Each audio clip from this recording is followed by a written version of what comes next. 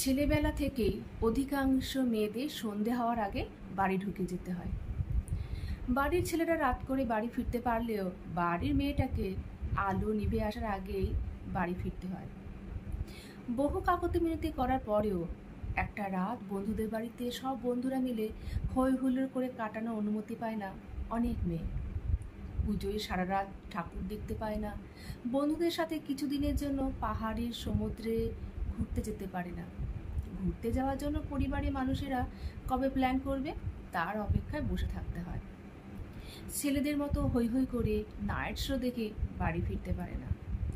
বন্ধুরা মিলে শহরের মধ্যে কোথাও দেখা করে একটা দিন কাটানোর প্ল্যান হলে সেখানেও জবাবদিহি করতে হয়। কতজন মেয়ে যাবে? ছেলেরা আসবে? বিয়ের পর ঘুরিস নিজের বরের সাথে, এখন অত উঠতে হবে না। এমত অবস্থায় অধিকাংশ মেয়েরাই ভাবে কবে স্বাবলম্বী হবে, কবে নিজের জীবনটাকে নিজের মতো করে নিজের সত্ত্বে বাঁচতে পারবে, কবে সেই ছোট্ট বয়স থেকে নিজের উপেক্ষিত ডানাজোড়া মেলে দাঁড়িয়ে থাকতে পারবে সেই সমস্ত জায়গায় যেখানে যেখানে দাঁড়িয়ে থাকতে মন চায়। আজ না হোক কাল ওরা ডানা মেলবেই। সারা রাত ঠাকুর দেখবে, বন্ধুর বাড়িতে সারা রাত আড্ডা দেবে, নাইট শো দেখবে। পাহাড়ে যেতে ইচ্ছা করলে দার্জিলিং মেলির একটা টিকিট কেটে একলাই পৌঁছে যাবে মেঘ কুয়াশার দেশে।